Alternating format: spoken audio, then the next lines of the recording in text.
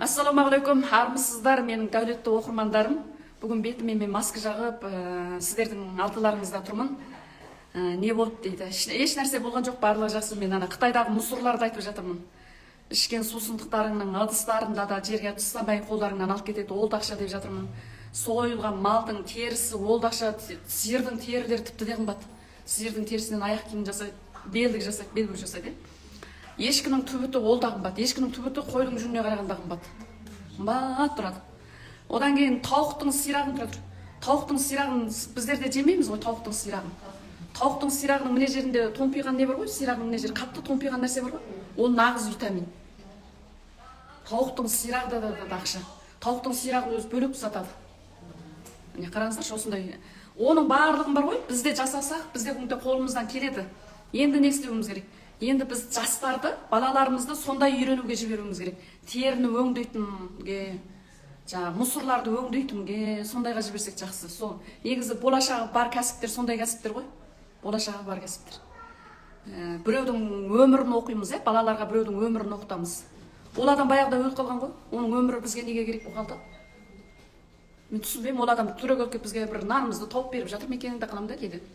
Не қыламыз, біреудің өткен өмірін балалардың миына құйып, оларды оқыту. Менің өз басым, аяғым тірілдеп кетті. Менің өз басым, мен өзім кей кезде де қуанып кетемін. Мен неден қуанамын? Не болды қыздар? Қызық болмай тұрса далаға шығыңдар. Бізде алдым, мен сіздерге массажды үйретіп болдым. Массаж бітті. Енді сіздердің психологияларыңызды өзгертіп алу керек. Болды. Соны өзгермесеңіздер ары қарай тастайсыздар. Мысалы, мен өз басым, менің кішкене кезде, мысалы, оң құлағымның естімей қалғанда мен қатты қуанамын. Естімей қалған дұрыс болыпты. Әр істің өзінің қайыры бар. Естімегенім өте дұрыс болыпты. Бір құлағымменен оң құлағым естімейді, сол құлағым естиді. Осы бір еститін құлағымменен ілімді ғана үйреніппін. Өзіме керекті ілімді үйрендім. Арт жақта отырам, мұғалімдер маған біреудің өмірбаянын өтіп жатады. Таң патшалығы деп, Қытайдың таң патшалығын өтіп жатады, патшаны айтып жатады, патшаның өмірін айтып жатады. Естімегенім де дұрыс болды. Ол кезде мұғалім оны маған үйретіп жатқан кезде мен өзімнің әлемде, өзімнің фантазиямменен, өзімнің суретімді салып отыратынмын. Сол маған көмектесті. Егер де мен сол бір өтіп кеткен, өліп қалған бір адамның өмірін оқып, тоқып жастық кезімде соны ойлап жүрген болғанда мен мынандай фантазия жоқ еді менде көп блоктар жоқ. Сол үшін мен өзімді естімеген себебімнен өзімнің арманымды ойлап, осындай оқытам, осындай еліме келем деген менің 12 жастағы арманым екен. Мен сіңілім айтады. Менің 7 жастағы сіңілім айтады. Жүріңдер деп бәрімізді отырғызып қоясыңдар да жерге сызасын, қағаздың үстіне сызасын дейді. Мынау шетел. Міне жерге мен шетелге бардым. Мына шетелде мен аспанға ұшам, одан мен келем. Қолымда деген мынандай сөмкелер болады, мынандай киімдерім болады. Міне жерде менде мынандай болады, міне жерде мен тауыққа жем шашам, бүйтем. Мен міне жерде оқытам, мен міне жерде бүйтіп былай тамажим. 12 жасымда айтқан екен. Сіңілім айтады. Сен сол кезде отырып алып, ойбай Қытайдың ана атасы, қазақтың мына атасы бар екен, ол бүйткен екен, сөйткен екен деп әңгіме айтқан жоқсың дейді. Ылғиға сондай нәрсені көп айтасың дейді. Оның бір себебі мына құлақтың естімеген кезде өзімнің әлемімді оятқан екен. Ал сіздер мына құлақпенен көп нәрсені естіп алып қайттыңдар, ойбай өрт болады екен, ойбай су болады екен, апат болады екен десе, мына менен естіп алдыңдар да, содан кейін соны ойлап, өмірлеріңде сондай жаман нәрсені орындап шығарып, бір айтып алған нәрсені көп берілмей жасамай, беріліп үйренбей жатқан себеп сол. Қуанам сонда. Әр істің өзінің қайыры бар деген сөз. Сол үшін мен мына құлақтың естімей қалғанын жақсы көремін. Менің өміріме жақсы нәрсе алып келді. Менің фантазиям ұрып тұр. Өзімнің фантазияммен, өзімнің әлеміммен тамақ жасаймын. Мен біреудің жасап берген тамағын көшіріп алып жасамаймын. Мен өз әлеміммен жасаймын. Өз әлеміммен массаждан қосып жасаймын мен. Массаждың тәсілдеріне өз әлемімді қосам, өзімдің сезімімді қосам. Бұл менің кішкене күнімнен бастап өзімнің ішімменен жұмыс жасағанымның әсері. Сіздер де енді қайтесіздер? Осы күнге дейін біреудің образына кіріп, осы күнге дейін біреуді сұмдап, осы күнге дейін біреумен жүрдің. Ол деген енең ғой, жаңа енеңмен алысып, енді енеңнің өмірін сұмдап келдің ғой. Енді керек емес. Жас балаларға да оқытқан кезде 1-ші класстан тартып 11-ші классқа дейін оқуған балаларға ол аса бір-екі адам маңызды деген бір адамды білсе болатын шығар. Қалған адам маңызсыз адамның бәрін тықпалап оның бәріне үйретудің керегі жоқ. Маңызды адам ол сәбилеріміздің өзі маңызды. Бірінші Алла Тағала маңызды, екінші сәбилеріміз маңызды болу керек. Сәбилеріміз маңызды болып, ол өзінің ішіндегі әлемін оятпаса болды. Ол маса оқима, Мәкстура оқымайма маған қызық емес, өзіңнің әлеміңді оятып ал деп балама мен солай тәрбие беремін. Оқымай-ақ ол Мәкстураны оқымай-ақ қой деп айтам, оқығың келмей ма? Оқымай-ақ қой деймін мен. Одан мен отырып математика үйрен, геометрия үйрен, тарих үйрен деп балама айтпаймын. Барам, өзің неге қызығасың, өзіңде қандай фантазия ұрып тұр, сонымен жасай бер дедім. Өзі телефонда неше түрлі нәрселер жасай бер дедім. Өзіңнің әлемің ол. Міне, сөйтіп кірісіп алмаған кезде бәріміз дамиды екенбіз қыздар, иә, кірісіп алмаймыз. Содан кейін бар ғой, мен кеше мына отандық өнімді айттым ғой, отандық өнімді және де сіздерге айтып жіберейін. Мен мынаны қазақтарға айтамын да, мынаған саумал деп ат қойды. Отандық өнімде жарайды, саумал деп ат қойды, жарайды. Қазақша саумал деген, иә, әдемі. Жарайды, саумал күшті, керемет. Бұл да блогы жоқ бір баланың фантазиясымен шыққан бір әлем, керемет. Ал енді мына өнімі шықты да, бұған неге қазақша ат қоймасқа? Неге бұған орысша, ағылшынша ат қойып қойды? Бұл жерде мынаны неге қазақша қоймасқа деп сұрасам, айтады. Бұл шетелге шығатын болғандықтан біз ағылшынша жасадық дейді. Ағылшындар біздің өзінің ағылшыншасына зәру болып тұрған жоқ. Біздің қазақшамызға зәру болып тұр. Содан кейін оларға мынандай ағылшынша жазылып қойған қызық емес. Оларға мынандай сияқты саумал деп айтсаң оларға қызық. Бір ма? Бұл жерде мына кісінде мына жерге келгенде фантазиялық ағасы орындалмай қалған. Содан кейін бізде блог бар. Қандай блог бар? Мынаған қазақша жасасақ шетелге шықпай қалады деген блог бар. Какотай қазақтың тілі дұрыс емес сияқты. Какотай қазақша жасақ бірдеке дұрыс болмай қалатындай блог бар бізде. Сол үшін мына блогымыз ойнап кетті да, мына жерде не деп қойдық? Ағылшынның жыртысын жыртып жазып қойдық. Отандық өнім деп шығарасың да, пожалуйста, бәрінде қазақша ат қой. Фантазия. Мынаған маған ат қойып бер десе, мен қоя аламын мынаған. Әдемі ат қойып бере аламын қазақша. Мен айтып отырмын ғой, нүктелерге бақыт нүктесі деп ат қойып қойдым. Күн нұры нүктесі деп ат қойдым. Сәйкесім, араласым, ұйқасым, чатасым деген сондай әдемі аттарды қойып қойған. Мен қазақшалап ат қойып тастағам ол нүктелерге. Қоя аламын, өйткені мен өзімнің елімде жасап жүрмін. Неге мен өзімнің еліме өзімде қазақша атымды қоймасқа? Оны үйреткен кезде өзімнің балаларыма да үйретуге ыңғайлы болу үшін. Ал йога деп қойдық. Йога мен сіздерге йоганы созылу, керілу деп ат қойып қойдым. Жақсы ғой, неге ат қоймасқа міне? Сонда біз мына әлемді ояту керек болып тұрмыз ғой. Мына миымыздың үстіне және де жаңа ми әкеп қосатын болса, мына үйретіп жатқан массажды қайтесіздер? Массаждың үстіне және де массажды қосып жасайсыздар. Сол кезде бол. Содан кейін қыздар бір нәрсені алам деп уәде бердің. Алайын дедім. Жарайды деп мына масканы алғың келді. Алайын дедің, енді алайын деп тұрған кезінде екінші Мүнира шықты да, не қыласың? Алмай ақ қой деп екінші миың айтады. Сол кезде тоқтата тұр да, өзіңе айт. Жоқ, алып көрейін, жағып көрейін. Қайда қалмаған ақша? Бір жерде де қалады ғой деп. Үйіңде маскың қанша көп болса да, және де бір маскаларды жағып көр. Маска деген нәрсе бар. Бір масканы бір-ақ жыл жағасың. Бір жылдан кейін мынаның орнын ауыстырасыңдар, орнын басқаға ауыстырасыңдар. Өйткені мен бір жыл жағам, бір жылда мынаның витамині маған толығымен сіңеді теріме. Бір жылдан кейін менің терім мынаның арасындағыны қажет қылмай қалады. Сол кезде мынаның осының екіншісі тайым тұру керек. Ал біріншісін жақпағандар біріншісін жағып болғандарымыз екіншісін жағамыз. Сөйтіп бұны дамытып отырамыз, өзгертіп отырамыз. Иә? Сол үшін енді қараңыздар, кеше мына маска 19.000 теңге тұрады. Мен енді көресіздер, бүгін таңертең сағат 8-де жақтым. Кешке йогам біткенге дейін жүремін осыменен.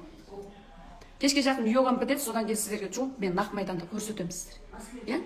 Енді ана кісі де жақты ғой, кеше өзі сезіндіңіз бе? Біз жұмсақ болып бетіңізді қалай сезіндіңіз? Тап-таза болып тұр ма? Одан бетіңіздің міне жер бүйтіп түсіпті. Солыпты әдеп. Иә? Енді қараңыздар. Мен мына үшеуін қолдандым, иә?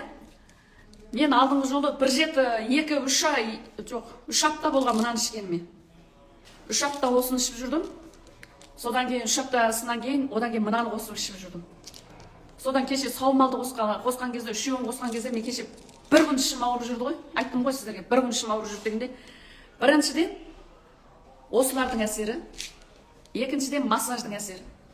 Ішім кеше бір күн тазарды мен. Тазарды. Сар. Ішектерім тазарды. Ішектерім чиқылдап қалды. Чиқ. Ішім деген босап қалды ғой. Бос болып қалды. Рахат па? Рахат. Сонда мынау осыларды ішкен кезде менің ішегімді бұрап отырып тұрып тазалады ғой. Ішектерімді бұрап отырып тұрып тазалап. Мысалы, ыдысымызға қатты май болып кетсе, жай ғана жуасақ кетпейді ғой. Сыймыз ғой бүйтіп темірмен, иә? Сол кезде тура кеше ішегімді сөйтіп бір күн түнгі сағат 3-тен басталғаннан кеше кешкісін кеткен кезге дейін ауырып отырды ғой. Алғашында сағат 3:30-нан таңғы сағат 10-ға дейін тоқтамай ауырды.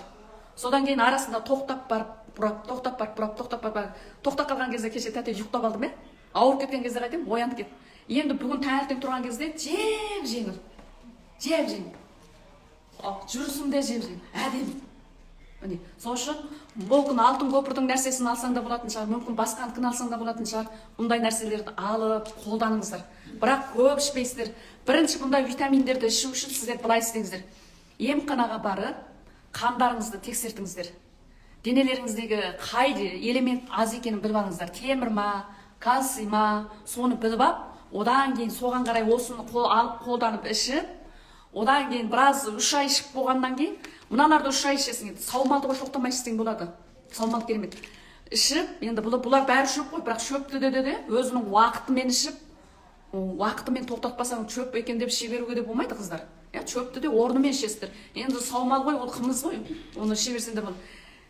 3 ай ішіп болғаннан кейін, одан кейін барып больницаға барып, және де бір тексеріліп көріңдер. Одан кейін ары қарай бір дем алып аламыз, жарты жыл дем алып алып, бірақ саумалды тоқтатпаймыз, Саумалды 3 күнде бір рет таңдайымызға салып қойып, 3 күн жетісіне бір рет ішіп қоямыз. Одан кейін не істейміз? Одан кейін жарты жыл дем алып алып, және де жарты жыл өткен кезде барып, және де тексеріліп, қанды көріп алып, егер қанда барлығымыз элементіміз толық болса, онда ішпейміз. Элементіміз толық болса. Чүт-чүт темір элементіміз азайып кеткен болса, онда қайтеміз? Біреуін алып ішеміз. Мынаны алып ішеміз, әсіресе. Кальций. Мынаның ішінде кальций, темір бәрі бар. Осы біреуін алып ішеміз. Азайып бара жатқан болса. Ал толықтанған болса қайтеміз? Тоқтатып тұрамыз, мыналардың срогы 3 жылдай болады. Бірақ мынандай витаминдер күн нұры түсетін жерде болмау керек. Салқын жерде сақталу керек. Қарадайықтың салқын жеріне сақтап қоясыздар, Одан мына масканы да ертең ыстық жерге қоймаңыздар. Күннің алдында күн нұры түсетін жерде болмау керек бұл. Салқын жерде тұру керек. Мынаның барлығы, осылардың барлығы салқын жерде тұрады. Так, бұны түсіндіре алдым, сол үшін. Одан кейін енді жарайды, бұндай отандық өнімдерді ішпесеңіздер, ішпей ақ қойыңыздар. Ондай болса күнделікті жағдайда үйлеріңізде таңертең сағат 6-да түрегеліп 300 грамм жылыма суға бір лимонды сығып жіберіп, лимонды ішіп алып, жаттығу жаса. Одан кейін ары қарай тамағыңыз. Таңғы тамаққа, таңертеңгі тамаққа қуырылған тамақ жемеңіздер, қыздар. Майға қуырылған тамақ. Орта жастан асқаннан кейін майға қуырылған тамақ жемейміз. Буға пісірілген тамақтар жейміз. Содан кейін суға пісірілген тамақ. Буға пісірілген тамақ деп қандай тамақты айтады? Ана кастролға қоясың да, астынан суды қайнатып үстіне қойып пісіреді. Мысалы, мен балықты бар ғой, балықты көп адамдар сазан балықты алып келеді да, майға қуырып жейді. Мен жетпеймін, майға залығып жейді ғой, бір түрлі залықпен қытайша анандай араластырып, күйдіріп, бытқытып жейді ғой. Мен жетпеймін. Сазан балықты алып келемін да, 4-ке бөлемін да, жаңағы қасқаныма салам да, үстінен пияз, чеснок, жемелді ұнтақтап турап, үстіне қоямын да, астына буымен қайнатам. Буымен бүйтіп піскен кезде алам да, соны әппақ күрішпен жеймін. Міне. Ал таңғы асқа сіздер не істерсіз? Күрішті қайнап. Жүгері бар ғой? Жүгерінің ұнтақталғаны бар емес пе? Соны сапырып, содан каша жасап, соны ішіңдер де таңертең 1 стақан сүт іше салыңдар. Буға пісірілген жұмыртқа менен 1 стақан сүт іше салыңдар. Болды. Сүтті іше алмасаң, ішіне жаңғақ салып қойсаң, кешке жататын кезде 1 стақан сүтті құйып қойып, үстіне бір тал жаңғақ салып қойсаң, аршып, ішіне жаңғақ таңертең тұрғанда ішкенде сүттің дәмі өзгеріп шығады. Соны ішіп алып болды. Таңғы тамақ деген солай болады. Одан кейін ары қарай тоқтаусыз 1,5 литр су ішіп отырамыз. Арасында жеміс-жидек жеп отырамыз. Түсте обед болған кезде майға қуырылған тамақ жемесең бар ғой, ең әдемісі болады. Майға қуырылмаған, ысталмаған, қақталмаған, сүрленбеген тамақты жеңдер. Ұзақ өмір сүрем, бетіме дақ түспесін, бетіме мен сияқты ұсақ түйек бірдеме пайда болмасын десең, онда буға пісірілген тамақты жеп күріш жейсің. Орта жастан асқаннан кейін нан жемей қойыңыздар, семір кетеміз. Ал одан кейін ары қарай тамақ ішіп алғаннан кейін түскі обедті тойып отырып ішпеңіздер. Тойып отырып ішсеңіздер, ұйқыға кетіп қаласыздар. Ұйқыда. Аз ғана ішеміз, одан ары қарай жалғасты және де су ішеміз. 6-7 болғанда қолдың айраны болса, айран ішіңіздер. Айранның ішіне айран менен фильтрға бар ғой, бір қиярды салып жіберді, жуып бір қияр салып да, оның үстіне бір шыны айранды құйда фильтрдан өткізіп алып іш. Одан кейін жаңағы сәбізді салда, сәбіз бен айран. Сәбіз айран, қияр айран, бүлдірген айран, Одан кейін жаңағы жемістердің бәрі бола береді. Алма айран, және де қандай жеміс бар, өрік айран. Мынандай тамақ қой кешкісін. Бір сұлуланып жүрсің, таңертең өздігіңнен тұрып кетесің. Ал таңертең орныңнан тұра алмайтын себебің, сен түнгі сағат 10-да ет жедің, 9-да лағман жедің, одан кейін ұйықтадың. Жаңағы жеген тамақтарың қорытылмай божиды. Божып асқазаныңды келеді, содан жата бергің келеді, қаның қойылас кетеді, таңертең орныңнан тұрғың келмейді, содан таңертең тамақ ішкің келмейді, содан кейін көңіл күйің жоқ, жаман жүресің. Міне осы. Содан кейін міндетті түрде бір жаттығу жасаңыздар. Йога, ұзақ өмір сүремін десеңдер, йоганы міндетті түрде жасаңдар. Бүгін тайский массаждарды үйретем. Ең жас деген қызымыз міне жерге отыршы, біз өзімізді көрсетемін, мен сіздерге. Рахмет. Ең бір жас деген қызымыз міне жерге кешкім, ең жас.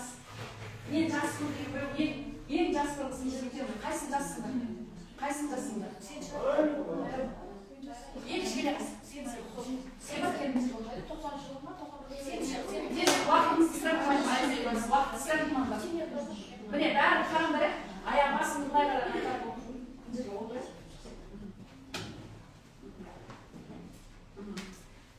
міне тік отырсын да, енді қолыңды көтер, екі жақ көтер. Міне көтер. Мынаны көтер ғой, қараңдар, мынаны көтергенде. Көрдіңдер ме?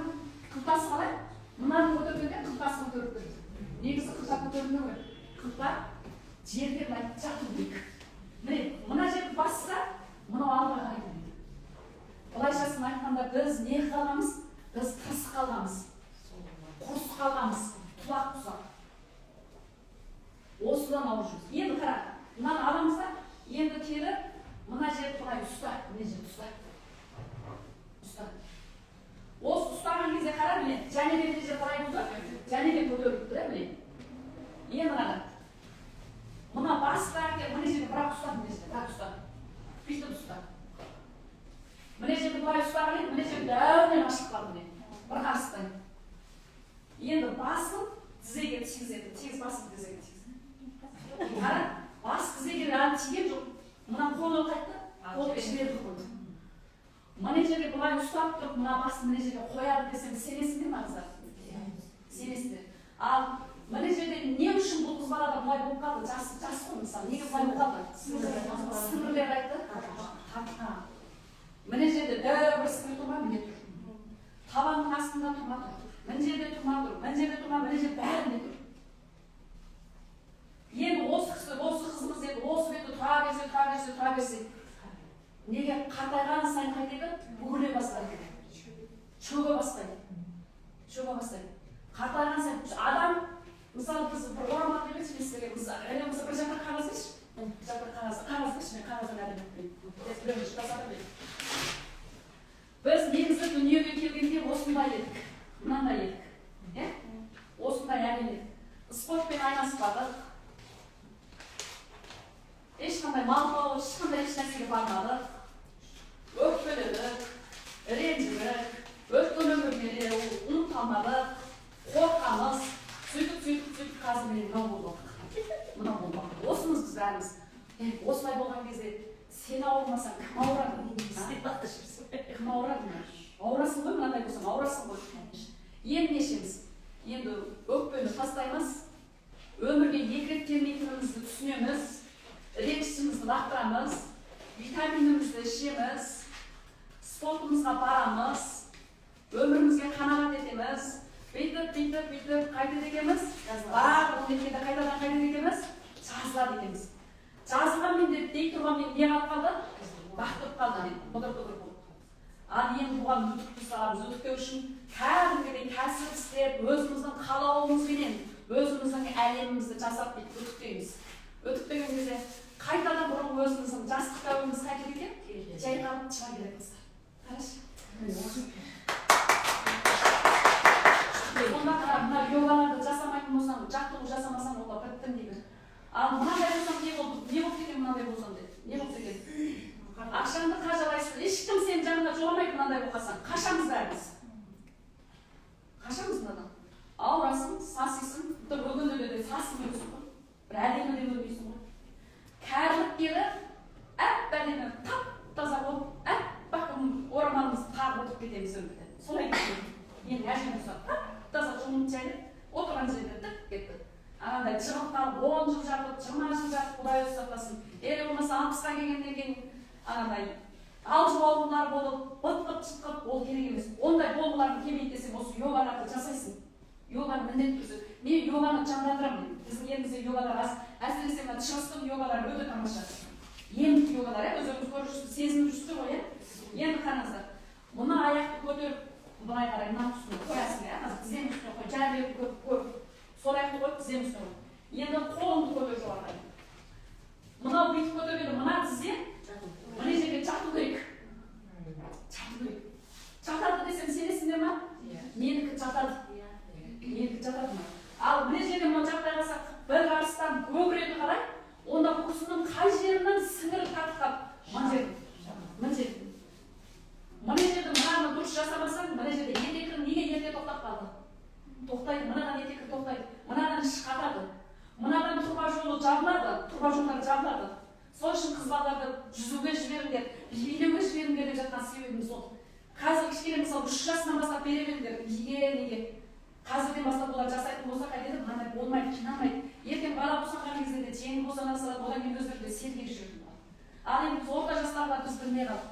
Енді йогаға түсесіңдер ма? Үйреніңдер, түсіңдер. Мен йоганы YouTube каналға қазақ тілінде сөйлеп түсіріп жасайын десем бар ғой, видеомды монтаждап беретіндер 5 миллион сұрайды. 5 миллион сұрайды да. Мен айтамын да, енді Алла амандық жасаса, тікелей эфирді біреу әлем болып түсірмесе өзімдікімен сапасы нашар болса бола берсін. Просто жасап жатқан нәрселерді көріп алсаңдар болды. Өзім үйімде қалай ана тікелей эфирге шығып көрсетіп, міне үйім аса керемет емес екен ғой. Мен ана жаман дауыс йогамды көрсетіп жатсам, ана жақта сенің үйің простой ғана екен ғой. Мен ойлағам ғой, сенің үйіңді Қансарайдың үйі сияқты екен деген кезде. Мен мынаны үйретіп жатсам, анам неғып жатыр деп, мен ренжіп бәрін өшіп салам. Айтайын десе мен YouTube каналымда денсаулыққа пайдалы жаттығулар көп болатын. Үйімде отырмақ түсіре салатынмын. Коронавирус десе 2 ай үйде отырдық қой. Сол кезде мен соның бәрін түсірдім. Өшіп тастадым бірақ. Сол жаттығуымнан Қытайда деген бір қыз жауырынын емдеп алып келген ғой. Жауырыны жабыстырған, емханаға барған, өзін емдеп алып емделмек деген. Содан кейін менің жаттығуларымды жасап емдеп аламыз. Ал аяғын қайтадан көтер, жағында қой. Енді ана аяқты мына жаққа алып кел. Қолын көмектесіп, қолды әкелмейсің өзің. Мына жаққа әкел. Көрдің ба? Не мынау? Не? Болмайды, мүмкін емес деген қазір көрсетіп дейін. Бар ғой, онда мүмкін емес деген. Міне, қараңыздар. Мынаны алып, міне, қой дедім, былай қой дедім. Былай қарай қой дедім, міне. Олар сен қайттың жа? Енді осыны мынаған бүйтіп келу үшін несі жасайсың? Сен мынаған бүйтіп келу үшін сен иммунитетті көтересің. Ал иммунитетті көтеру үшін сен күш қуатыңды далаға шашқа, күш қуатыңды, энергияның қуатыңды жеңгеңе деген өкпең, ағаңа деген өкпең, шешеңе де бәрін де кес. Болды, ризамын сіздердің барлық нәрсең. Беріп қойған ақша, ала алмай жүрген ақша. Мына біреуге берген қарыз ақшаң бар ғой, ала алмай жүрсің ғой, сол қаныңды жаман сорады. Қаныңды сорып, ойларың бітті, сенің қаныңды бірақ сорып алып кетеді. Саған берген садақа болсын деп кесе салыңдар. Болды, мен саған берген салыңдар. Ойламай-ақ қойыңдар, жарайды деп лақтыра салыңдар. Сол адамның қуатын сорып алады. Сол одан кейін ерлі зайыптылар. Ерлі зайыптылар үйде ұрсамыз ғой, ой, денеңдегі бүкіл қуатың кетеді. Нөл болып қаласың.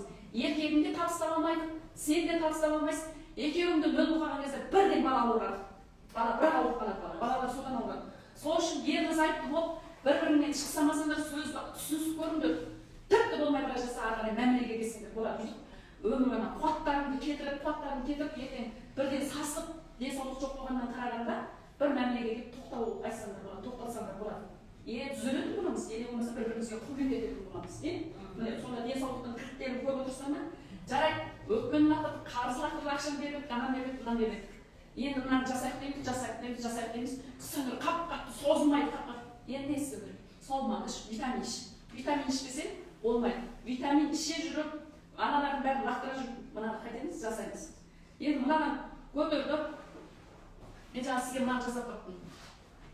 Мына бұлар отырмыз, сіздер де үйде жасайсыздар, бүгінгі, ал енді мен бүгінгі үйрететін тайский массажы осы йогаларды Біз жаңағындай жасай алмай тұрған клиенттерге біз жасап береміз. Оның тайский массаж деп тұрған. Мен қазақша оған да қоя аламын. Созып сені қалпыңа әкеп беретін массаж деп. Бұрынғы қалпыңа қайта түсіретін массаж деп. Қара, қатып қалған қағида жоқ. Барлық нәрсенің атын өзгертуге болады. Аттарыңды да өздеріңе ұнамаса өзгертуге болады. Міне былай қойдық қой, иә? Одан мына басты мына жерге тигіз десем, көбіне тигіз алмайтын дейді. Бүйтін?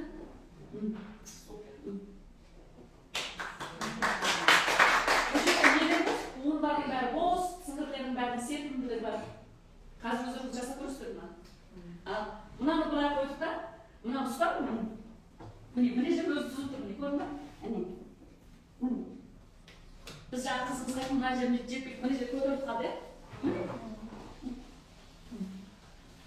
жасауға болады ма? Болады. Ал осылай жасай берсек, жасап жүрсек, не болады деген не? Мойнымыз ұзын болып жүреді. Жыл өткен сайын мойнымыз қайтып жатыр, қысқарып, алға қарай кетіп бара жатыр. Арт жағымыз қайтып тұр, дөңгелеп бара жатыр.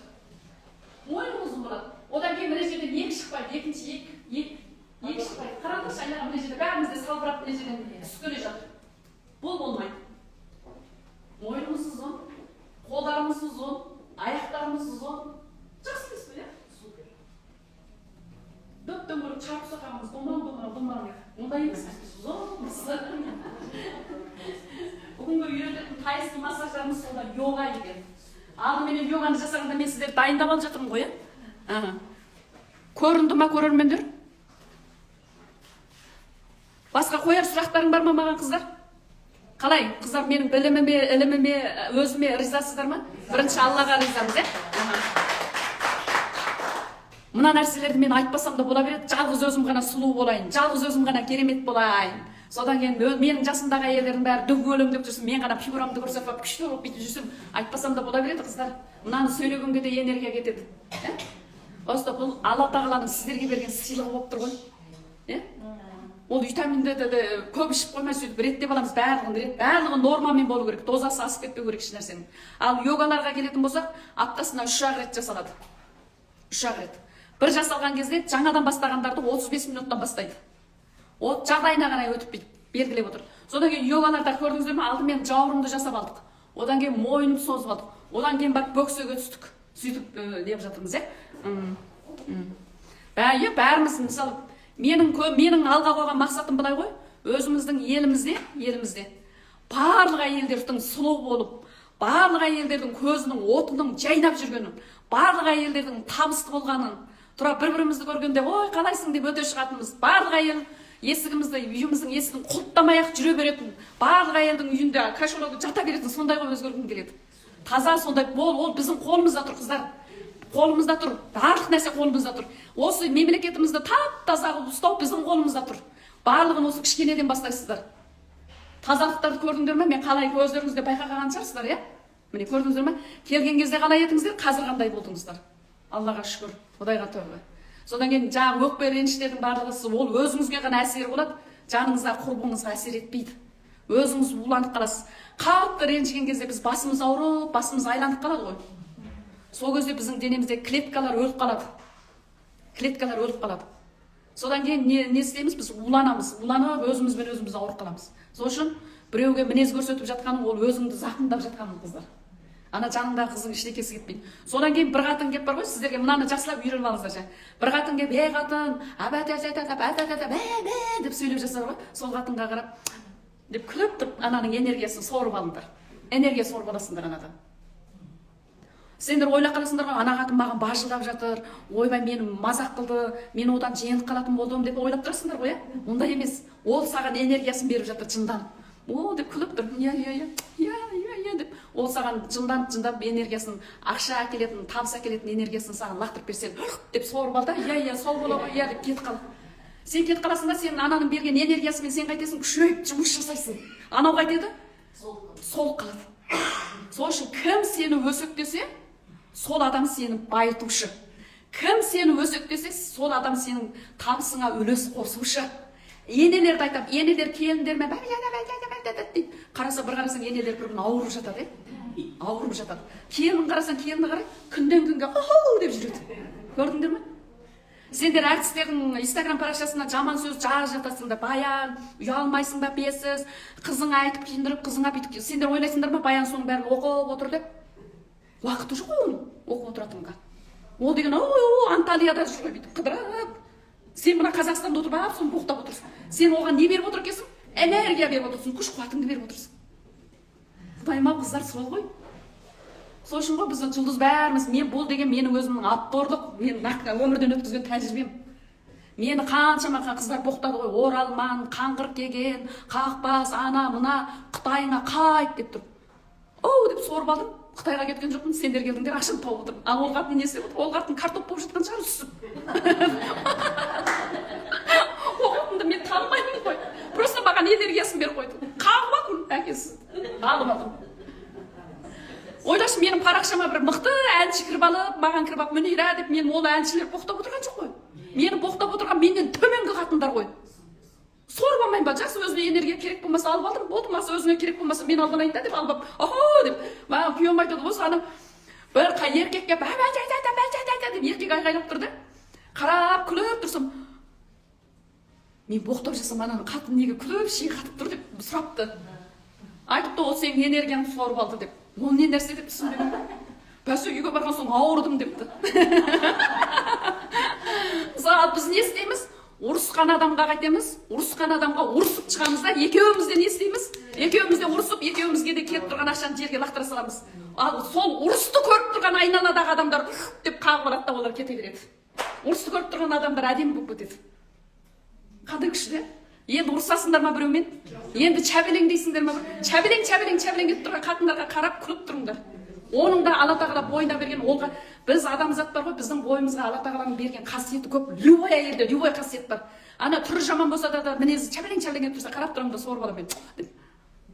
Сонда енді осыдан шыққаннан кейін кім саған клиенттер де келіп, массажың дұрыс болған жоқ қой, дұрыс жасаған жоқсың ғой, опять айтады десе, тәте, иә, күшті, келесі жолы жасап беремін деп күліп шығара саласыңдар. Ол былай қарай шыққаннан кейін ойланып қалады, мен бажылдасам да ештеңке деген жоқ қой деп, қойшы ана массажына қайтадан барайын деп, қайтадан іздеп келеді сен. Өйткені энергиясын сорып алдым, сол энергияны іздеп қайтадан өзі келеді. Енді ұрыспайсыңдар ма? Ешкіммен ұрыспаңдар, әсіресе ерлі зайыптылардікі қатты кетеді. Қатты, күйеуің бажылдап тұрса, 10 күнде сорып алып отыра берсең де бола береді. Өзіне керек болмаса сорып ала бер, болды.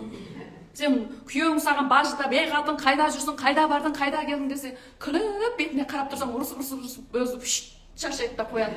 А сен энергиясын алып, тамағыңды жасап, мәз болып жүрді, алдына барып тамағыңды қоясың, тамағын ішіп алып, ол энергиясын қайтадан жинап алып, бажылдап тұрса, мына қатын маған ештеңе демейді екен, не деген жақсы деп, одан алға ұрыспай кетіп, екеуіңде де энергияларды сақтап қаласыңдар. Болып бар болғаныз.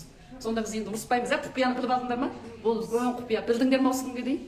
Білмей келдіңдер ғой, енді біліп алдық қой, енді бажылдамайсыңдар бұл жерде, ешкім бажылдамаңдар, тәтеден деген. Менде де ешкімге бажылдамаймын, бұдан кейін бермеймін ешкімге энергиямды. Бермеймін. Үйрендім, маған өзім менің массажымды үйренгісі келетін әйелдер өте көп. Үйренгісі келсе келсін, үйретемін. Маған бар ғой, осыдан кеткеннен кейін сіздер былай істеңіздер. Қыздарыңызды массажға жіберіңіздер, мына мектеп оқып жатқан қыздарыңыз, 16 жас, 17 жас, 15 жас, жаздық каникулдан пайдаланып маған келіп үйреніп алсын, жас қыздар. Үйреніп алсыншы қыздардың, 12 жас болса да келе берсін. Ол міндетті түрде анандай массаж жасайды деген сөз емес, өзінің көркемдігі үшін керек, өзінің әдемі жүруі үшін керек, сол үшін керек. Түсіндіре алдым ба қыздар? Күшті болды ма? Жақсы, ондай болса ертең мені ұршы, мені боқташы деп, енді боқтағанды ақшаға сатып алатын күн келе жатыр. Әні боқтамайтын енелер тымпиып үндемей отыратын енелер көбейеді біраз уақыттан кейін. Өкіметке де өкпелемеңдер, өкіметке де өкпелесеңдер, энергияларың кетіп қалады. Мына әншілер бар ғой, әншілерді көп жамандап жатады ғой. Астынаға жаман сөздерді жазып жамандап жатады, бірақ сол әншілердің біреуінің жаман болып кеткенін көрген жоқпыз. Өйткені елдің жамандағанынан көп энергия алып олар өсіп жатыр. Олар ол жердегі сіздің жаман қатыңызды көреді екен деп ойламаңыз, көрмейді олар. Көрмейді, ешқайсысы көрмейді. Дамып, өсіп, өркендеп, қалтасында ақшасы бар, мықты адамдар бар ғой. Өзінен төменгі адамдардың нәрсесіне қарамайды. Өзінен жоғарғы нәрсеге қарайды. Одан кейін олар өздерінің фантазиясының, жасампаздығын, өзінің тапқырлығын оятып алған ғой. Сол өзінің тапқырлығыменен алысып, соның нәрін алып, соның қызығын көріп жүреді. Соны біліп алыңыздар. Сіздер ойлақамаңыздар, қарап, маған іш ауырады екен, жаман хат жазып қойсам деп өйтіп ойлақамаңыздар. Ондай істемейді. Мен 100% сіздерге кепілдік беремін. Жақсы, онда қайсы массажын жасағанбыз. Аяққа жасалатын тайский массаж 35 минут жасаймыз. Аяғы сынған кісіге жасамаймыз. Аяғы сынған кісілерге кешегі классикалық гипстен алды ғой, классикалық нүктелі массаждар жасап бересіздер. Тамыр жарылған кісілерге, варикоз бар, тамыр жарылған кісілер, олар емдетіп алу керек, емдеу керек. Жақсы, мына масканы бар ғой, жаңа варикоз енді жарылған ұсақ тамырлар бар ғой, қыздар көріп тұрсыңдар ма? Сол тамырдың үстіне мына масканы жағып, үстінен орап қойыңыздаршы. Одан кейін бір жаяде варикозға жағатын май бар екен ананың. Сонда жақ онда. Содан кейін тіземіз қазір кей кездерде тізелері қылт ете түседі ма? Онда кальций азая бастады деген сөз. Дереу қолданыңдар, дереу алыңдар. Иә? Шашың көп түсіп жатыр ма? Бұрынғыдан көбейіп бара жатыр ма? Онда кальций азайды. Тісің бұрынғыдан қарағанда біраз сыздайтын болып қалды ма? Бұрын ет жеп жүргенде ештеме болмайды, бірақ қарасаң сап-сақ, бірақ сәл сыздайды. Дереу кальций алғыш. Көзіңе бүйтіп қарайсың, көзіңнің сарысы, ағы сарғайып бара жатыр ма? Дереу кальций алғыш. Тырнағың бұрын қап-қатты жақсы еді. Чакода ішке қарай майысып кетіп бара жатыр. Еле болмаса, тырнағың ашылып қалды. Дереу кальций алғыш. Е? Міне, саусақтарың қырсайып бара жатыр ма? Қырсаймай тұрып кальций алғыш. Басың айналып тұр ма? Қан қоюлық, қан аздық. Аяқ астынан салмақ тастап, тыртиып, арықтап бара жатсың ба? Магний, мырыш, темір элементтер азайып барады. Міне, көрдіңіздер ма? Өзімізді де сөйтіп қарап бақылауға. Осы жылт ете түскен белгілерді біліп аламыз да, дереу уақытымызды бөліп, емханаға барып қайтеміз, тексеріліп жүреміз. Кішкене кезінде қалай? Тез емделіп кетеді барлық нәрсе. Асқындырмай тұрып. Одан кейін аурудан еш уақытта қорықпаңдар. Ауруды досың ретінде шақырып, бірге барып, бірге емделіп алсаң, емделіп кетесіңдер. Содан кейін іштеріңде бір болмайды деген, бірдеңке істеймін десең, болмайды деген бір айгүл бар. Болмайды деген бір нұргүл бар. Ананы істейін десең, болмайды. Мынаны істейін десең, мүмкін емес. Ананы айтайын десең, бір сізді алдыға қарай жетектемейтін бір өзіңіздің екінші бір түріңіз бар.